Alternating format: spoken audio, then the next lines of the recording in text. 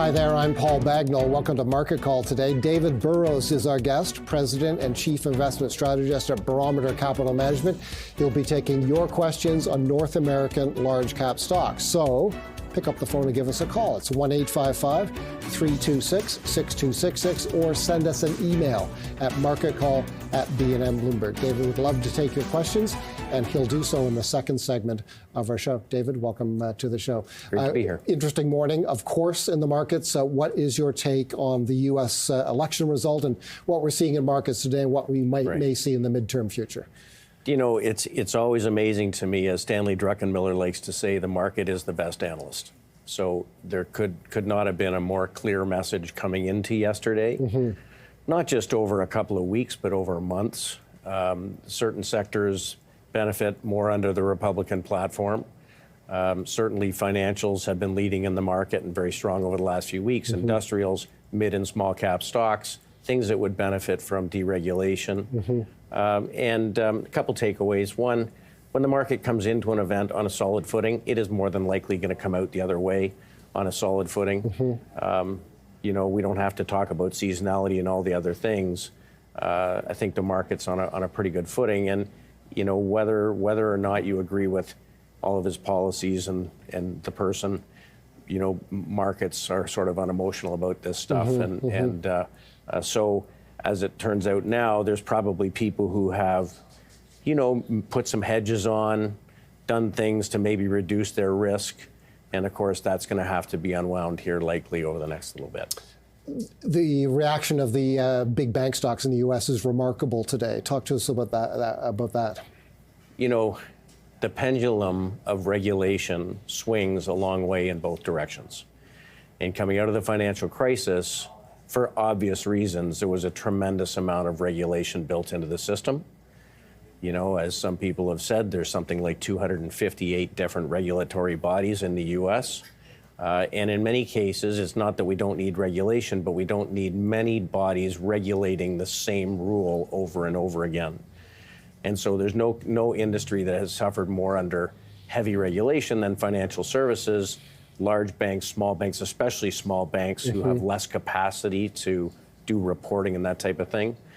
And so I think that the market sees an opportunity here for some efficiencies, maybe for some mergers and acquisitions, investment banking. I think that there's a lot to talk about there. What is the market telling us today when the Russell 2000 index rises by, I'll get the figure in just a moment, but it's up by more than the large cap indices are. It's up by 5% today, the Russell 2000. So there was a day in the beginning, three days in the beginning of September, we had a giant thrust in breadth, meaning almost everything went up a bunch. And when that happens, it generally means it's the beginning of a longer term rally. My guess is one of the things that the market's been looking at is deregulation, and that does have a big burden on smaller and mid-sized companies. It also, though, probably has to do with the fact that it turns out maybe inflation may be a little stickier than we think. So short rates have come down, and the second they started coming down, long-term rates started going up. The bond market's saying you haven't done enough maybe, and those companies tend to be more cyclical. 73% of the Russell 2000 are cyclical stocks. So investors are looking forward to the next business cycle, and maybe after the election last night, there are some who think the economic cycle might be a little stronger. It's David Burrows, his take on the events of last night and his take on the markets more broadly. He's President and Chief Investment Strategist at Barometer Capital Management. Right after this, he'll begin taking your questions on North American large cap stocks.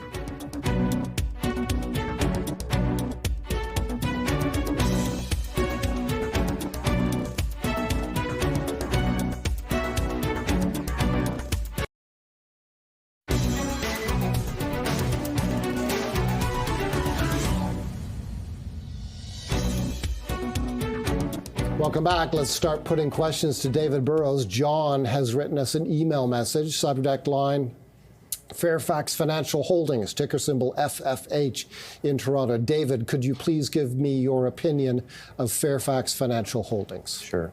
So in disclosure, this has been one of our top picks over the last couple of times here. Fairfax in the property and casualty business you know, there's two big things happening here. So this is actually our number one position as a firm. If you think that markets are in a decent spot when you're buying an insurance company, you're buying a big investment portfolio, just like if you're buying Warren Buffett's Berkshire Hathaway. Fairfax has been really well managed, both in public securities and their private investments, and they've done a great job in growing their book value.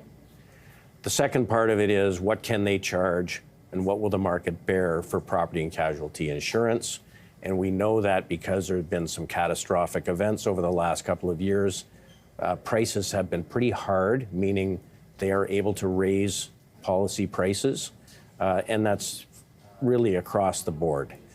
And given some of the recent events, it is unlikely that that trend is going to change. So I kind of look at it and say, I know that when my auto insurance and home insurance comes in, it's going to be more, so I want to own some of the company that's charging me more. They've done a great job here, and it still is trading at a discount to some of the U.S. peers, even though it's up a ton over the course of the year. Technically, I love the fact that it's been a very tight, solid move higher with not a lot of volatility. It tells you a lot of buyers under the surface.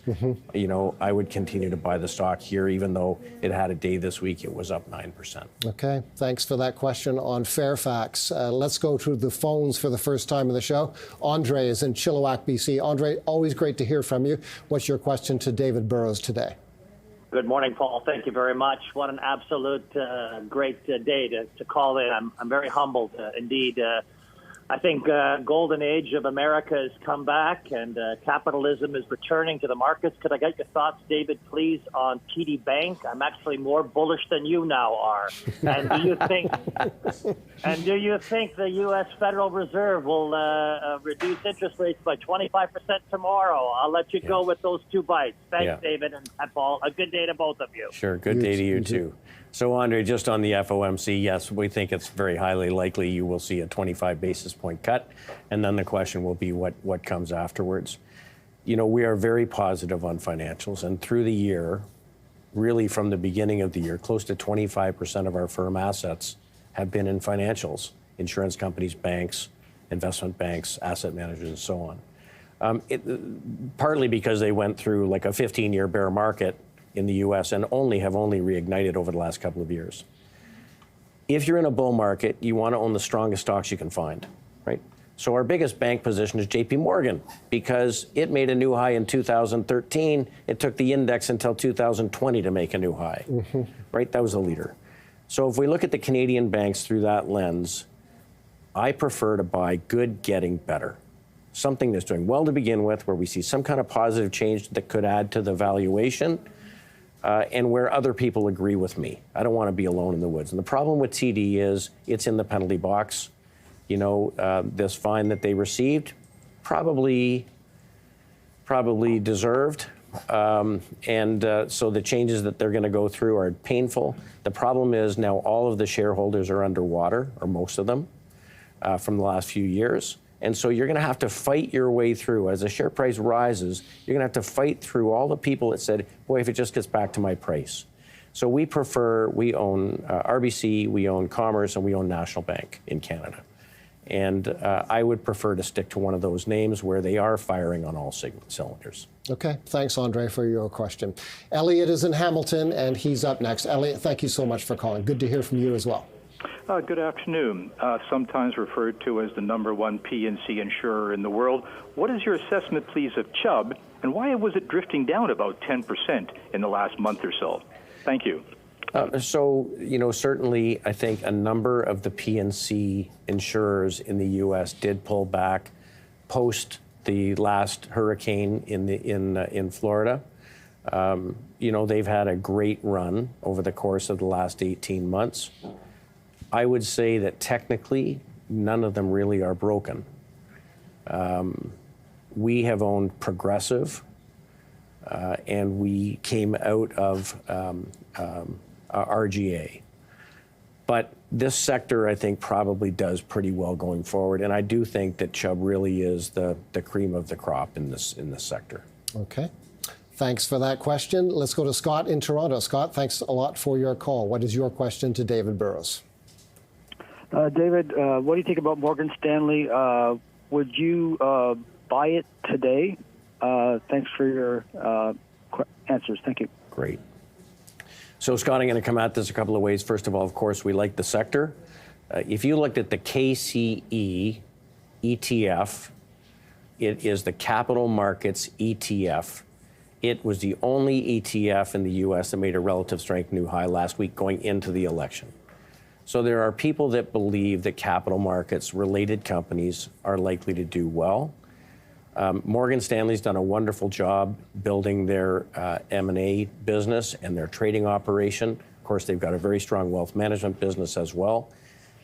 Technically, if you take a look at that chart that's on your screen, you saw a very nice base from midway through 2021 through 2024, and we've broken out technically. So technically, I like it. Could it pull back a little bit? Of course it could. But my guess is we are looking at right now sort of the next cycle. The bull market has gone on for 2 years. If you go from the base in October of 22 when the market hit its low, we just cycled through 2 years. If a bull market made it to 2 years intact, historically back to the 1950s, on average it lasted 5.5 years before the first major cyclical bear market. So I think we've got a ways to go. Market only just made a new high in January of this year. You need to have exposure to markets in a bull market. And this is really, we own Goldman Sachs, we own JP Morgan. Morgan Stanley fits the bill. Okay. Thanks for a great batch of introductory questions to David Burrows. Stick around. He will take more of your questions right after this.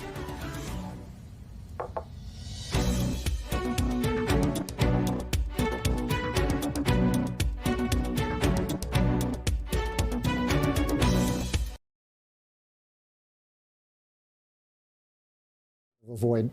Okay, let's go to Darlene. She's in Kamloops, BC, and she's got a question for David Burrows. Darlene, thanks for calling. Hi. Yeah, thanks for taking my call. And Paul, you're an excellent host, and you have an excellent guest today. I sure did. My question is on BCE. I've owned it for 3.5 years.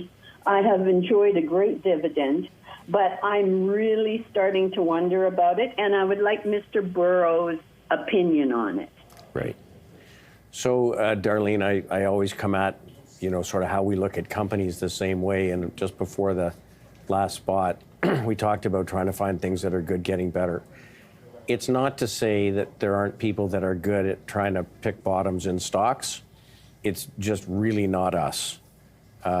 It's not our area of expertise. I got asked a month ago exactly on the show on the same stock, and I said the problem is when a stock is having a hard time, it can get worse.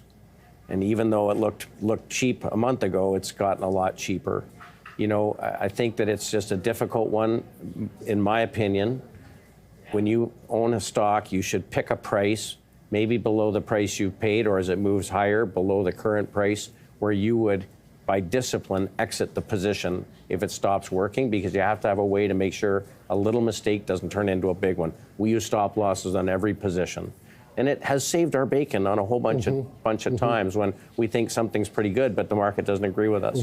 On this one, the market is obviously concerned about outlook, and so I would just steer clear. And stop losses are easily used by self-directed investors using a discount brokerage account. They're right there for you. No problem. They're automatic, and I really believe that from time to time you get shaken out of a position. Right. But I really feel strongly, don't ever let a little mistake turn into a big one. Okay. BCE is the parent of this television channel through its Bell Media division.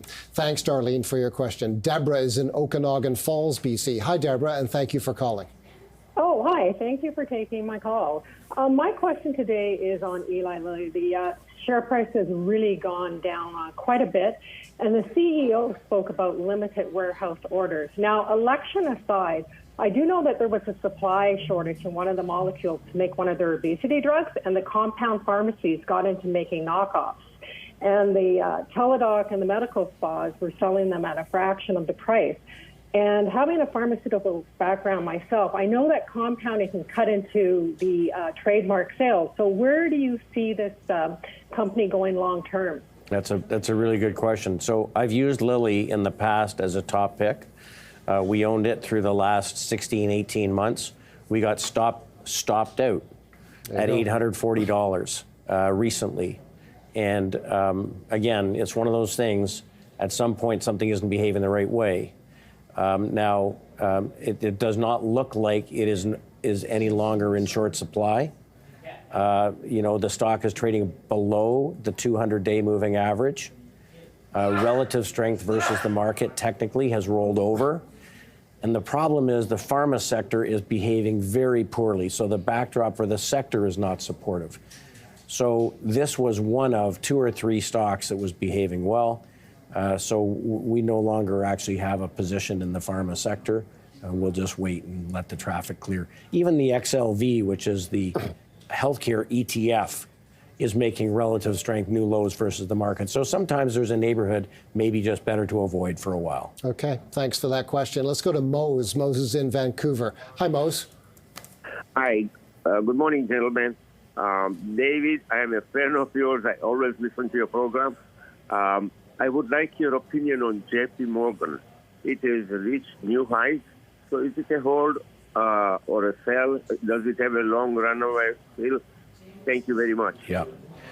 Moaz, we bought JP Morgan as the market was making a turn in 2022. And again, because it's the leader in the sector, the first one to make a new high. The reason it's made new highs is because they've got the best technology, they've got the best balance sheet. Arguably, they've got the best management, although you can't have somebody forever. It's just a wonderful business. The backdrop for financial services, we think, is very bullish. And we think that there's a lot of mergers and acquisitions and IPOs that are on the way. Now, it's up 10% today, and all of these companies are up a bunch. So could it pull back a little? Yes, absolutely it could. But, I think that this is one that we're going to own for a long time. And, maybe you buy some and you keep a little back and you buy a little more if it pulls back.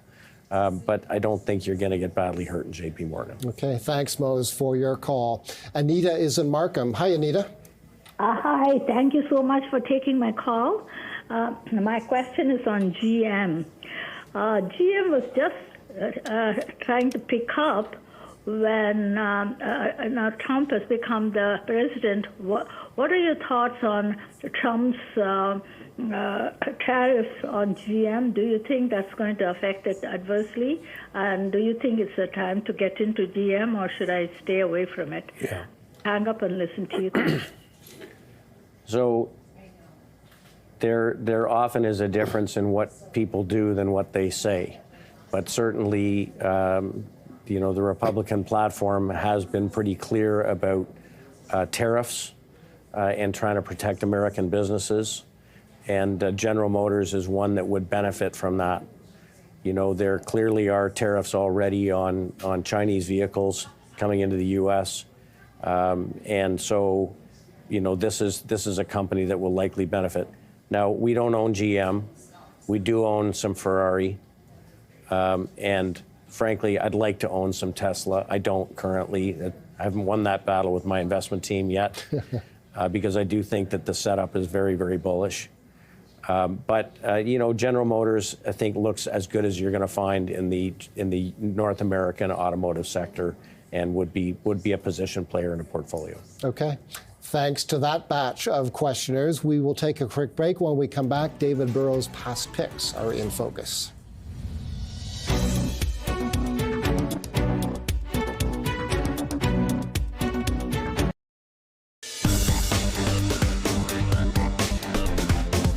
It's time now for past picks, when we revisit an earlier visit from our guest and take a look at their picks on that day.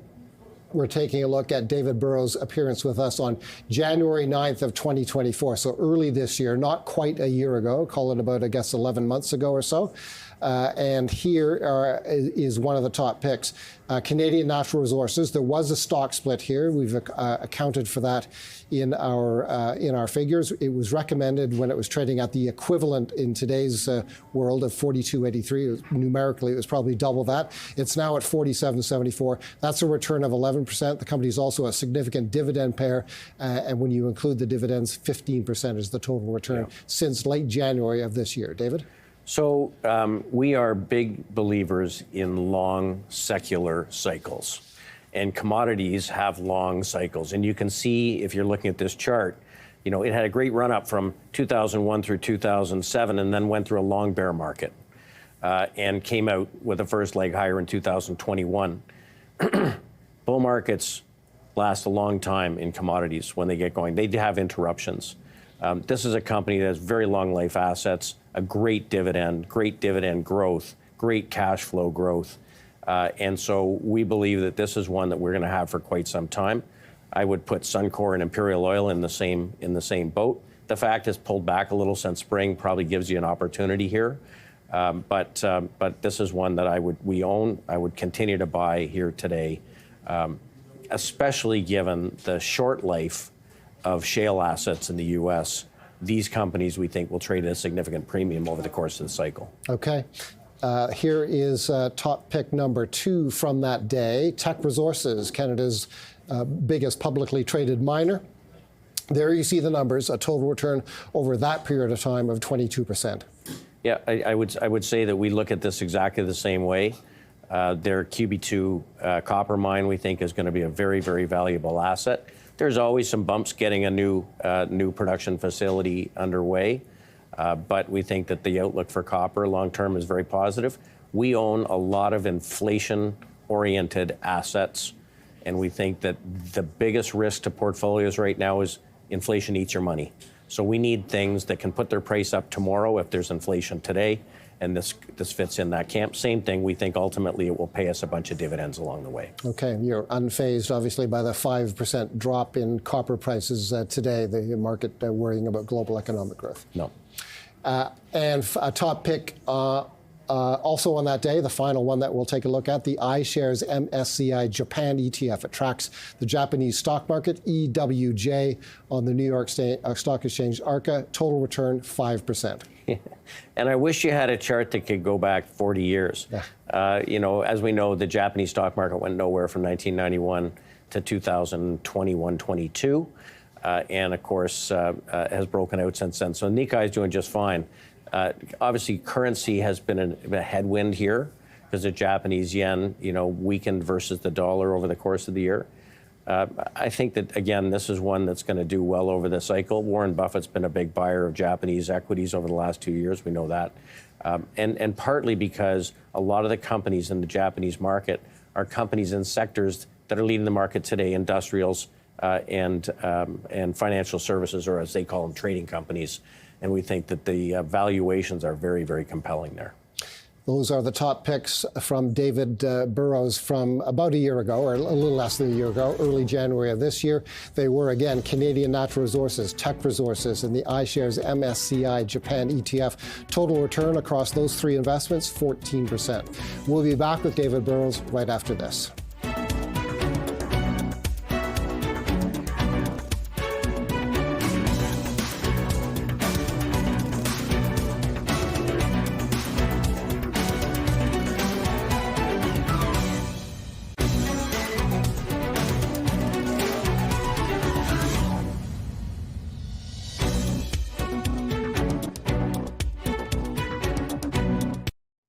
Let's keep the questions coming to David Burrows here on Market Call on BNN Bloomberg. Ken is in Guelph. And Ken, thanks a lot for calling. And I think you've been waiting on the line for a while, so thanks for waiting as well. Hi, yes, good afternoon. Thanks again, David. I'm calling today about Adobe. I like it for its subscription model and such, but I'm not liking the PE, which is looking north of 40. I recall, David, this year you were hesitant on it. So I'm just curious, are you still neutral or negative on it? Yeah. Or given the U.S. election, has that changed your mind a bit? And would you bucket it into this general, positive response to technology groups in general going forward. Thanks very much. Great. Well, thanks very much for the call on that. So first of all, technology as a sector, we have less than a half of the S&P's sector weight as a firm in technology. Since July, there have been several other themes that have behaved better, and we think that technology in general is a little bit crowded. In the recent backup in long-term bond yields, that poses a risk to companies where you're paying for a lot of years out in the future their earnings. You have to discount them back to the present with a higher discount rate, meaning they're worth a little bit less. And so they're less inflation protected. On the software sector itself, the sector is acting okay, but primarily it's the cybersecurity companies that are performing well. Companies like Fortinet and Palo Alto Networks are behaving really, really well and making new highs. On Adobe, I worry a little bit that they have yet to really monetize AI very effectively. And frankly, I know that, I create images sometimes for something I put up on Twitter, and I just use a chatbot to do it. Yeah. Whereas historically, I would have had somebody go and use Adobe Suite and create it. So for the technical reasons that it's weak, for the fact that the sector really, technology as a group is not our number one place to add currently. And for, the valuation, I think that right now I would look to other places. Okay, thanks for the question from Ken in Guelph. Let's go to Peter. Peter's in Calgary. Peter, thanks a lot for calling. Good morning, gentlemen. Your thoughts on Cenovus, please.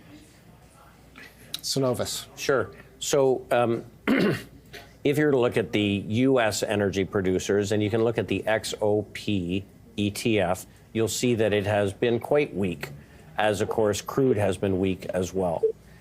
If we compare Canadian producers, the long life assets, there's an ETF, ZEO. And ZEO actually technically recently broke out and made new highs. And that's basically 10 companies, almost 10% weights, companies like Suncor and CNQ and Imperial and so on. So they're acting much better.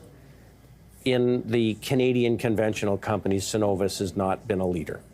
And so, I prefer Imperial or CNQ or Suncor over Cenovus. Okay, thanks for that question. Let's go to Jimmy in Welland, Ontario. Jimmy, thanks a lot for calling. Thank you, Paul. I've got a question for your brilliant guest, Mr. Burrows. I'm calling about Algoma Steel. Zekelman Industries has just taken away the position. And with the tariffs being announced, how does NAFTA relate to the steel industry? I'll hope to hear some interesting comments from you. Thank you. Yeah.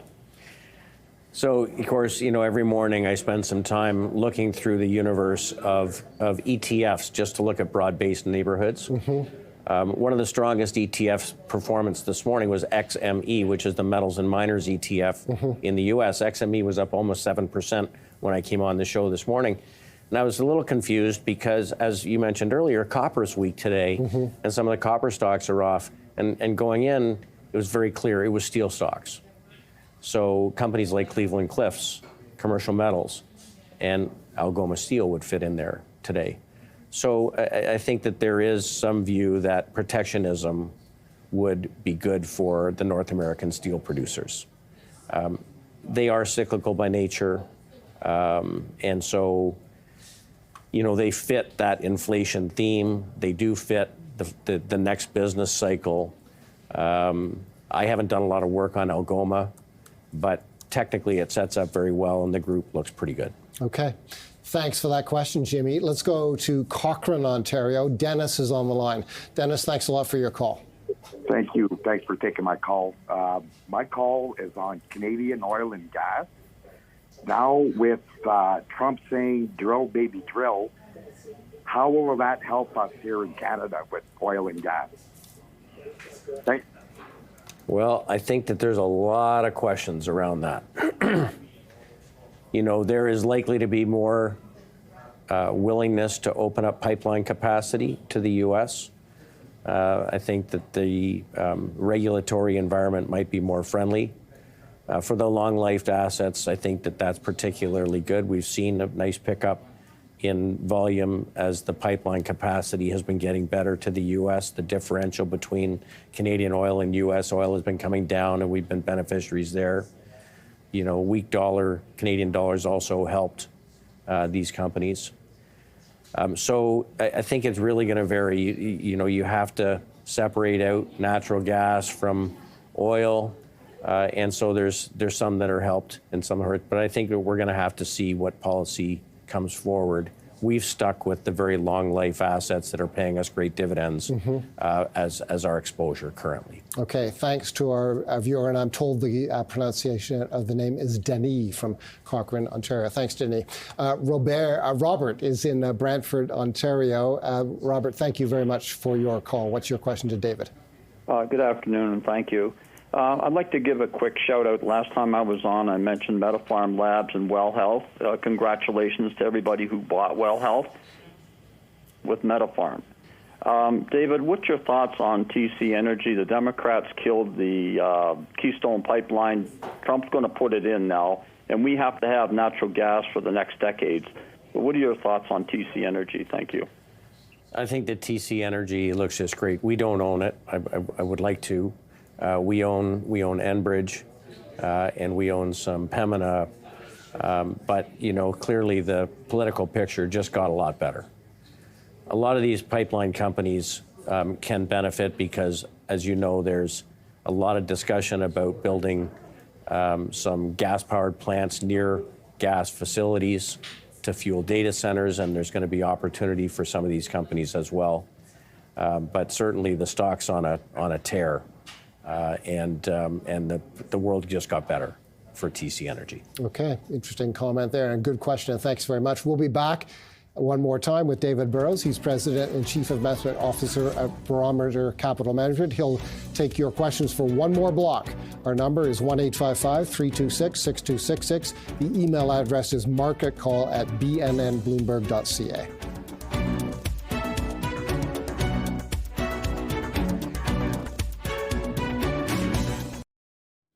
Okay, one more group of questions to our guest, David Burrows, from our viewers. Dominic in Ottawa is our next caller. Dominic, thanks for calling.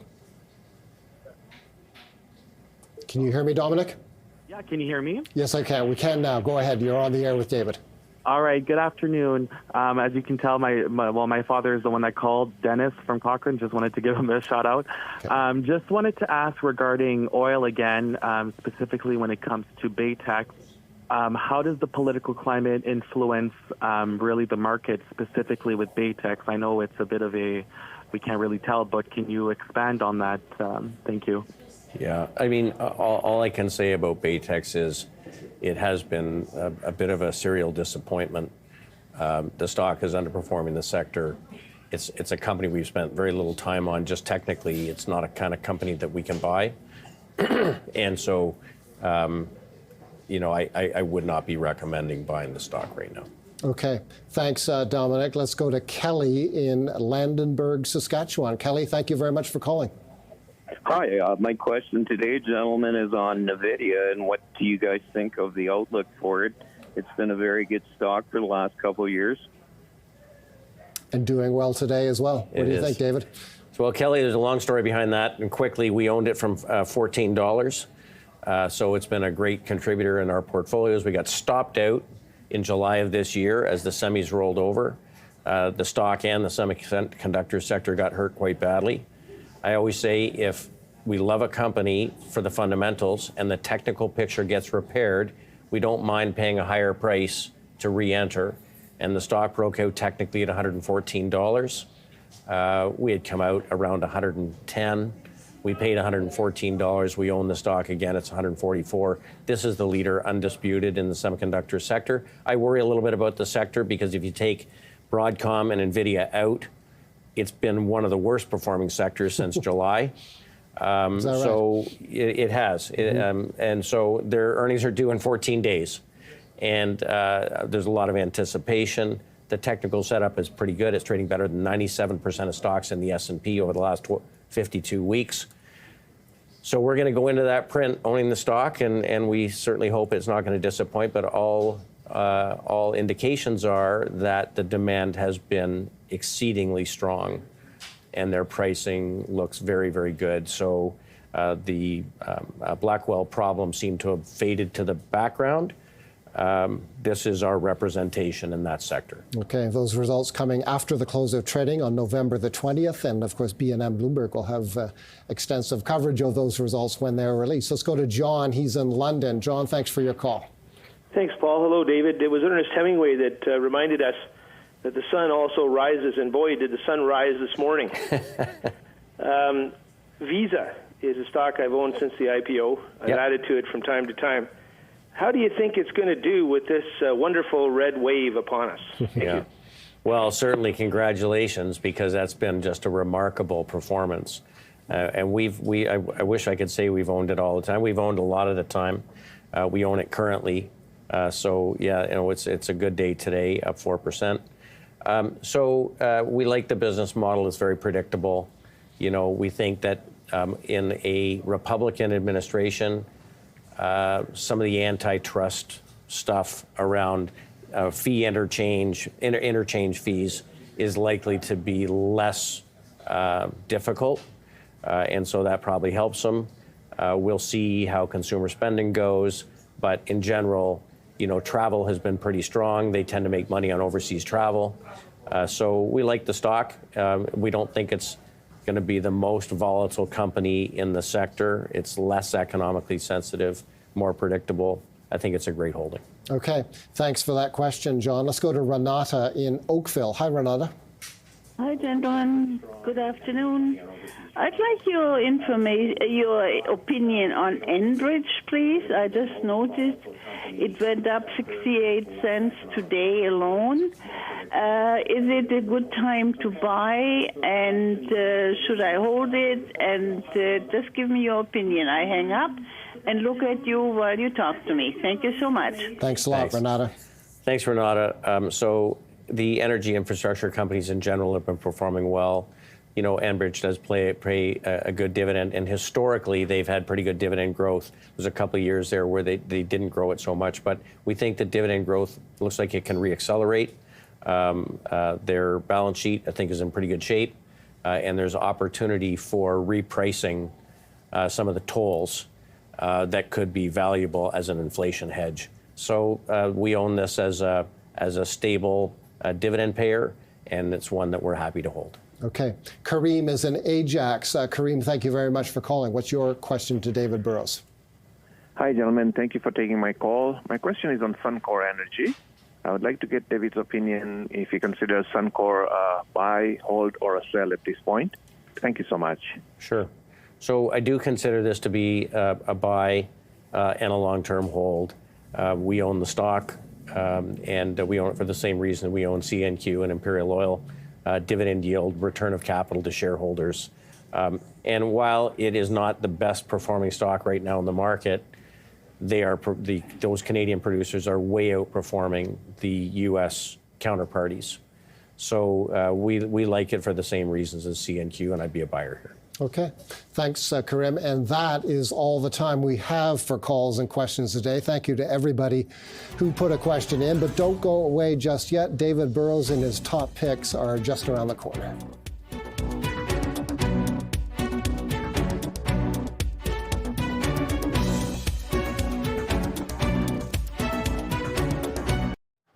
Time now for top picks with our guest, David Burrows. Number one on this day from the banking sector. David's offered some general comments and commented on a couple of the big Wall Street banks. Here comes a regional, M&T Bank, MTB in New York.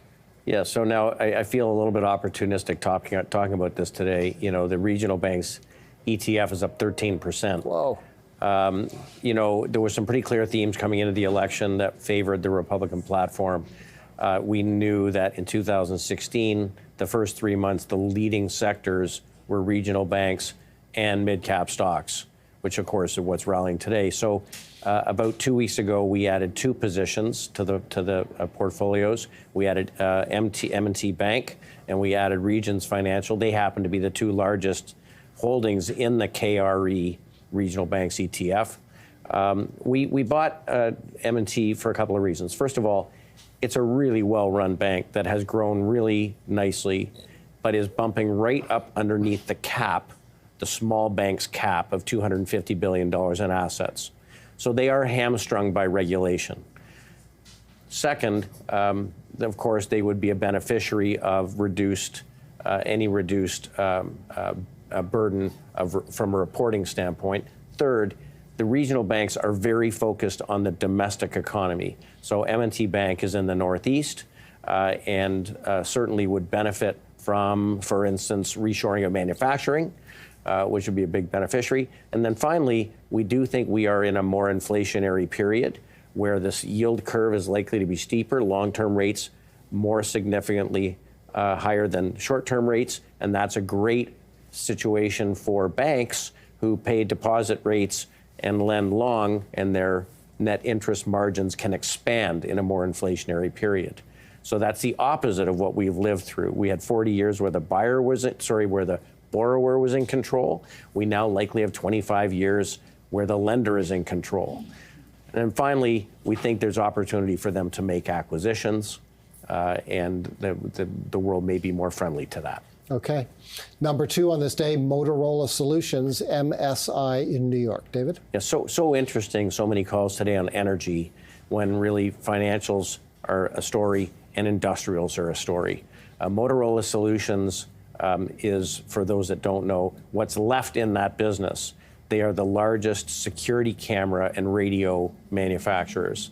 So they sell into police departments, body cams, security cameras, and in a world where Chinese cameras really are not a thing today, this is a company that's really winning. If you think that police budgets could get bigger, which we do, and if you think that they can justify it well using things like cameras, we think that they could do very well. They've had a lot of sales in their land-based mobile radios, you look at the city of Toronto, they do also do traffic cameras. We know there's a lot more traffic cameras coming because they pay for themselves. So we think this is a really interesting growth company, and we think that it would have done well under either administration and has been doing well, and it's one that not a lot of people spend time looking at. Okay. Atkins Realis is number 3 on this day. It, of course, is the same company, formerly known as SNC Lavalin. ATRL, right here in Toronto. Why so? So the name probably couldn't have become more different. Yes. For obvious reasons. We've talked before on the show about WSP, which is a holding of ours. We have owned Stantec over time. We don't own it currently, but we like the Atkins Realis for a couple of reasons. Really, they have a very strong portfolio of services in engineering and design and consulting. Specifically, they play into infrastructure, which we know there's a lot of spending going on, energy and environmental solutions. We think that their focus on nuclear is going to be important. About 15% of the revenue comes from nuclear power, and there's going to be a lot more of that. And then finally, it's not impossible that we're going to see at some point a transaction with the 407, which they would be a big beneficiary of if that sold at a good price. So we really like the engineering business, and we think that this is one that plays well into the current climate. Remind us what the exposure here is to the 407. So they own a significant piece. They are one of the owners, and there has been a lot of discussion. Ontario interested. There are other partners, people that are interested in owning that infrastructure, and really they've tied up quite a lot. It's been a great investment for them. But ultimately, if there was a deal, we don't buy something because we think there might be a deal. Yeah. It would be a catalyst for creation of value. Okay. David, on behalf of our viewers, thank you so much for coming in once again on Market Call. Paul, I appreciate you having me. David Burrows was our guest on Market Call. Always great to have him. Let's take a look at the markets on a busy, busy day in markets. There's the current state of North American equity markets. The S&P TSX Composite Index up an even 0.5 percentage point. The S&P 500 and the NASDAQ Composite, as you can see, are both up by well more than 2 percentage points. And I believe the Dow may be stronger than that. The Dow Jones is up by 3.25%. Here's a look at the oil, the price of oil. Now, this is one of the things that's not getting much of a boost today. It is essentially stable at $72.04. A lot of energy investors a little bit nervous about the incoming Trump presidency, thinking it may add to oil supply and be one of the downward pressures on the oil price. Here's the U.S. dollar, which is getting a significant boost. The U.S. dollar versus that basket of international currencies known as the Dixie Index. This Dixie Index does include the Canadian dollar. Look at the U.S. dollar. It's up by 1.3% and getting close, if not at, a 52-week high. So the U.S. dollar story remains intact. Here's a look at gold. Gold has been in record high territory and is off today, not by a huge amount, down by about 3%. That's not unusual in the gold market. And that is the price of gold. Thank you so much for watching. We hope to see you right here tomorrow for Stan Wong and Market Call here on BNN Bloomberg.